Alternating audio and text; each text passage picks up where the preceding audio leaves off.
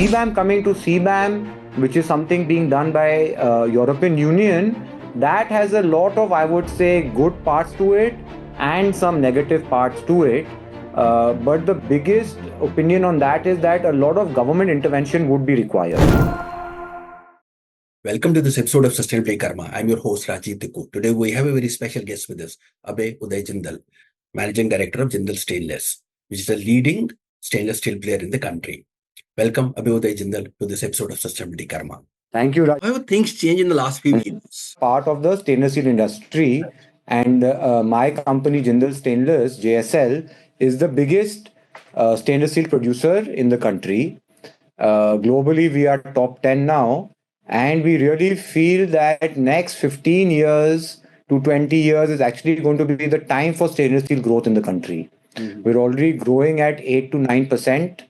And as we see that as every country's GDP per capita economy grows, stainless steel consumption picks up. It's a material that has a tremendous amount of benefits that goes for long-lasting applications, corrosion-driven applications. A lot of it is going to be used in infrastructure. So a keen focus for the country is that now infrastructure growth should happen and stainless steel will get consumed along with that. It goes into every aspect of our life, actually. It goes from blades that we use to shave to the metro stations, railway coaches. In every kind of process industry, it is there. In every car, two-wheeler, it is there. So it's a material that we are all kind of interacting with. And with the country picking up, it is really the time period for stainless steel. Earlier, if I give you another example, maybe 20, 30 years back, 60-70% of stainless steel produced in India used to only go for utensil application. Now, sitting today in 2024, only you can say less than 15% of stainless steel or 20% of stainless steel is going into this utensil application. Now, every area it has really picked up, and infra we feel is really going to be a main focus area for stainless steel industry. How have things changed as far as the sustainability discourse globally and in India is concerned? That is changing a lot, and stainless steel is actually taking or always been a front runner in that. Because if you see, conventional steel was produced more from the blast furnace iron ore route. And stainless steel and Jindal Stainless from day one has always been focused on scrap route. So we actually use 100% scrap, close to 95 to 100% scrap to make fresh stainless steel again. So already we had a one leg up in sustainable practices. So we are already a zero discharge plant. We are focusing, we were already focused on recyclability. Now in the last few years that sustainability has given such a big push in terms of CBAM is coming, a lot of focus on ESG, a lot of focus on sustainability goals, have come in. So that has only accelerated our push to becoming a more, I would say, green player, zero emission player much faster. It was already a need of the hour for all our industry, but with this push, I think it is given much faster that we come in line with this. CBAM, as you mentioned, is one of the bigger challenges which the industry is facing now. What are your thoughts on it? I think before, more than a industry player, as a citizen of our of the globe, I think it's a welcome step. I won't say CBAM per se is a welcome step, but anything, any mechanism to measure, to reduce emissions of carbon dioxide or other greenhouse gases, I think that's a very welcome step. It is something that we are all seeing and facing from in terms of global temperatures rising, ice caps melting, places which have never seen rainfall. So we're all seeing the impact of of climate change. It is definitely something that is required. It is, I would like to say, it is the only way forward. CBAM coming to CBAM, which is something being done by European Union, that has a lot of, I would say, good parts to it and some negative parts to it. But the biggest opinion on that is that a lot of government intervention would be required. There are companies like Jindal Stainless who are already gearing up for any kind of CBAM tax that comes in. But for our other producers, for the smaller producers, definitely some kind of government intervention, some kind of government interaction, which is already happening, which is already on track. A little bit more of that is required. To give one example, the grid in certain European countries is already backed by renewable energy. Right. So already, if you're buying power from the grid, you're buying green power. Whereas in India, if we are buying power from the grid, it is all backed by thermal capacity only. So already, a lot of the Indian producers are at a back foot as compared to the European producers. So for companies like us who can invest, who should be investing in, let's say, more renewable energy sources, lower emission, zero discharge, more recyclability, वो तो focus करना चाहिए, because we companies have to compete domestically also with imports coming in, and we need to export to countries like Europe, US, and all these kind of places also. So definitely we need to get ourselves geared up. But for other companies, I think a lot of government intervention is required, where talk at, let's say, India to EU level also, and India with certain countries at European level is also required to have some kind of understanding or some kind of concession till India as a country is also geared up for that. So, and plus CBAM itself is a very evolving subject even now. So every few months we hear some changes, some improvements, or some new reporting mechanism coming in. But we as a company, we are totally geared up, because हमारा 20 से 30% every year is exported. Europe is our biggest market, where we have customers for decades with us. So they also don't want to leave us. We also don't want to leave them, which is why we as a company are definitely geared up for any kind of CBAM tax does come. But for the country in general, I think a little more advocacy at a government level would be required. But as a company, how are you preparing for CBAM? So we have already announced, we're very clear that by 2050, we will be net zero in emissions. But the way we are going, I really feel we will meet that target much before. So we have already announced close to 700 crores of investment only in renewable capacity. So it's going to be a mix, a hybrid of wind and solar at the moment. And any other expansion that we do will only be backed by renewable capacity. Then we are also the first stainless steel company to implement a green hydrogen pilot plant in our Hisar unit, where we're producing close to 90 nm cube per hour. At the moment, we were wanting to see what kind of impact it has on the stainless steel quality or anything, or how much emission we're able to save. And I'm very happy to announce that through this pilot plant only, we are saving close to 2,700 tons of CO2 per year.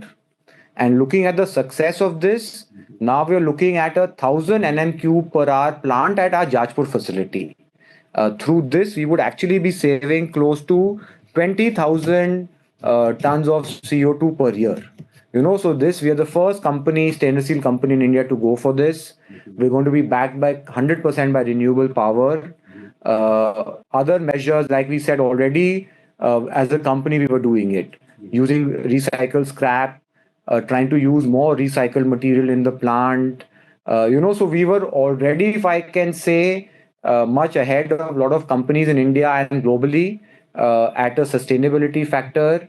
But along with renewable capacity addition, along with green hydrogen coming in, focusing more on zero discharge, I feel we would be quite ready for the CBAM tax that comes in. Now, scope 3 emission is again a big issue with most of the companies. So how are you managing that? Scope 3 is still a very evolving subject, if I can say. At the moment, maximum focus is on Scope 1 and Scope 2, which is where most companies are getting ourselves ready. Scope 3 is an area where our external stakeholders come in place. And if I can say, we as a company are actually already started this journey much before any of the CBAM or these things came in. We started working because, like I mentioned, we are a scrap player. We use scrap to melt and to produce stainless steel again. And scrap, as you would see, it's a very dirty business. It's a very dirty market where there are so many players, mainly SMEs, SMS, SM, MSMEs working in this space. So they were totally unorganized. And we felt that being such an important stakeholder for the business, stakeholder for the industry, let us get them ready, to be a part of the Indian ecosystem, to be part of this governance structure that our government is really pushing.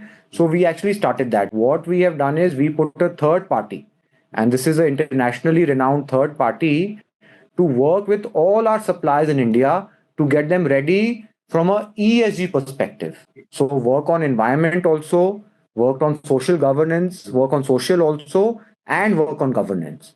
So it would lead to two kind of benefits. Definitely direct benefit to each and every supplier that is supplying to us, that they can then start going to the government and showcasing how this sector has become organized, ask for more subsidies or more benefits to this sector. And secondly, even the stainless steel industry in general would benefit, because now we are getting the right quality with the right paperwork, with the right kind of ESG reporting also coming in. So scope 3 was a big concern for us much before this whole CBAM thing came in, and this is one way that we already started working. Same way we're working with our customers also to educate them what is green steel, what is not green steel, what they should be utilizing to lower their score. That kind of journey is also started. We also understand that national policy is under review. So, what would be your inputs for that? We are actually, as an organization, working on a national stainless steel policy, Right. because we feel that stainless steel industry now has such a big stay in the country, has a huge requirement coming in all industries. So we are actually trying to work with the government and steel ministry to come up with a national stainless steel policy. Because, and the main reason for that is because steel and stainless steel, even though they're part of the same family, I can say they're very different inherently. What raw material goes into them, what applications they are used for, is totally different. So we are actually working with the government on a national stainless steel policy to really give a mainstay to this metal, which has really tremendous benefits. Mhm. And what about the focus on green steel manufacturing? We still seem to not really have taken off there, despite the conversations. So as a company, we feel our Hisar unit will actually become, after our renewable capacity kicks in, which should be, let's say, a year from now on, we will actually be one of the greenest players in the world, if I can say, because we'll have power from renewable energy. We'll have our own green hydrogen plant producing hydrogen, where we're replacing all kinds of ammonia, propane, all your fossil fuel kind of oil that we were using, that will get replaced. Anyway, we're a scrap based company. So, having these three, we would actually become a major green steel producer in the world globally. So, we as a company, we will be totally ready. If any duty or tax comes in or doesn't come in, we are totally focused on supporting our country, supporting the globe to really reduce the kind of carbon emissions that are coming through. Finally, what kind of a role do you see for modern technologies like AI or IoT in sustainability in stainless steel industry? It is a really big enabler. This is something that I think everyone should realize. It is not something that will eat away jobs at all. I don't see it eating away anybody's job in our organization. I really find it being an enabler. People would spend hours and hours analyzing data, studying numbers, studying different aspects of the business. Through AI, it will really reduce the speed of working. Through IoT, it will really tell us when preventive, predictive maintenance is required. So the biggest saving for any manufacturing company can happen, that if I know before my machine goes into some kind of downtime, I get to know to protect my machine, protect the quality of the product. I think that for any manufacturing company, any plant head would say that if वो मेरे को पहले पता चल जाता इतनी saving या इतना benefit होता. So I really feel all these factors is something, it's still evolving. We are continuously still ourselves trying to increase our knowledge. What the way we are working is actually build cross-functional teams, because there are so many companies who come approach us to work with. There are so many new technologies, so much innovation that keeps happening. So we've actually built a lot of cross-functional teams in the company to analyze AI, to analyze IoT, where we can implement. The best way to do it is to do certain small projects, taking up small projects in certain non-critical areas, I would say, to showcase how much benefit or how much time efficiency it has created. And then we go and implement it at a large scale. So it's something that my request would be for everyone to really keep on top of this, keep engaging with external stakeholders, keep reading. There is so much information available online. There are so many applications that keep coming out now. So it is just trying to educate yourself at this moment, trying to figure out what the bigger companies are doing, learn from them, and then implement it. And finally, where do you see yourself in the next 5 years, 10 years? We as a company want to continuously grow. Our journey or one vision is that the current stainless steel consumption in India is at a 2.6 kg per capita level. World average is 6 kg. So in the next 5 years, I would definitely like to be part of the journey to take India's consumption of stainless steel from 2.6 to 5. Because again, using this metal, the country's sustainable goals, the country's carbon emission goals, global warming targets, all will have a huge benefit if they switch to stainless steel. So I really feel next 5 years to focus on this as a company, keep growing, and definitely right now we are globally ex-China, we are number one, and hopefully next 5 years we should be definitely one or two, with China included also. How much of a challenge is minerals going to be in the near future as you expand more and more? Minerals is going to be always a very critical focus area for any metal company, and more so in stainless steel actually, because there are certain minerals or raw materials that are not available. So nickel is one, which is a very important raw material for stainless steel production. It's not available in the country. Similarly, it's not a mineral but scrap.